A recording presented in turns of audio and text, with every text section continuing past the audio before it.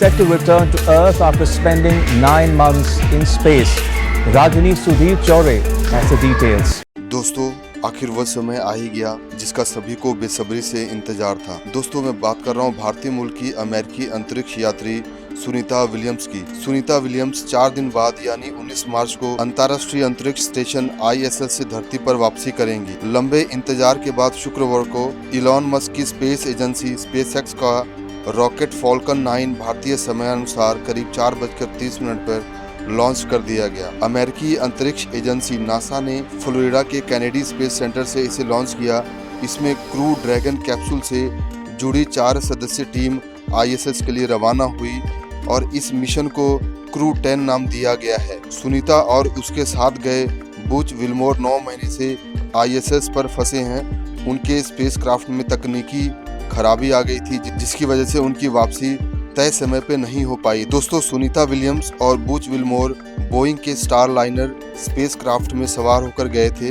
यह मिशन सिर्फ 8 दिन का था, लेकिन तकनीकी खराबियों के कारण 9 महीने तक अंतरिक्ष में रहना पड़ा। हालांकि स्टार लाइनर स्पेसक्राफ्ट बाद में खाली लौट आया, लेकिन इसमें कोई भी बड़ी अतिरिक्त समस्या नहीं हुई। अमेरिका के राष्ट्रपति डोनाल्ड ट्रंप ने SpaceX के CEO इलॉन मस्क से अंतरिक्ष में फंसी सुनीता विलियम्स और उनके सहयोगी बुच विल्मोर को वापस लाने का काम सौंपा है। ट्रंप ने जनवरी में सोशल मीडिया पर लिखा, मैंने मस्क से उन 2 बहादुर अंतरिक्ष यात्रियों को वापस लाने को कहा है। इन्हें बाइडेन प्रशासन ने अंतरिक्ष में छोड़ दिया है। वे अंतरिक्ष स्टेशन पर कई महीनों से इंतजार कर रहे हैं।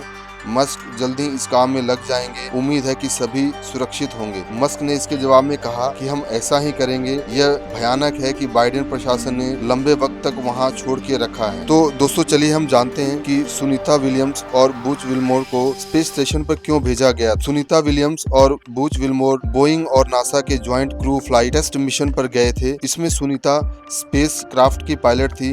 उनके साथ गए बुच विल्मोर इस मिशन के कमांडर थे।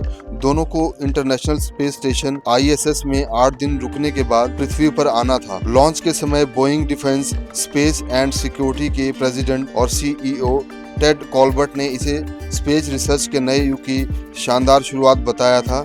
इस मिशन का मुख्य उद्देश्य स्पेसक्राफ्ट की एस्ट्रोनॉट को स्पेस स्टेशन तक ले जाकर वापस लाने की क्षमता साबित करना था। एस्ट्रोनॉट्स को स्पेस स्टेशन पर 8 दिन में रिसर्च और कई एक्सपेरिमेंट भी करने थे। सुनीता और विल्मोर पहले एस्ट्रोनॉट हैं जो एटलस V रॉकेट के जरिए स्पेस ट्रैवल पर भेजे गए। इस मिशन के दौरान उन्हें स्पेसक्राफ्ट को मैनुअली भी उड़ाना था। फ्लाइट टेस्ट से जुड़े कई रहस्य ऑब्जेक्टिव भी पूरे करने थे। दोस्तों, स्टार लाइनर स्पेसक्राफ्ट के लॉन्च के समय से ही उसमें कई दिक्कतें थी। इसके चलते 5 जून 2024 को दोस्तों स्टार लाइनर स्पेसक्राफ्ट के लॉन्च के समय से ही उसमें कई दिक्कतें थी। इसके चलते 5 जून से पहले भी कई बार लॉन्च फेल हुआ था। लॉन्च के बाद भी स्पेसक्राफ्ट में दिक्कतों की खबर आई। नासा ने बताया कि स्पेसक्राफ्ट के सर्विस मॉड्यूल के थ्रस्टर में एक छोटा सा हीलियम लीक है। एक स्पेसक्राफ्ट में कई थ्रस्टर होते हैं। इसकी मदद से स्पेसक्राफ्ट अपना रास्ता और स्पीड बदलता है। वहीं हीलियम गैस होने की वजह से रॉकेट पर दबाव बनता है।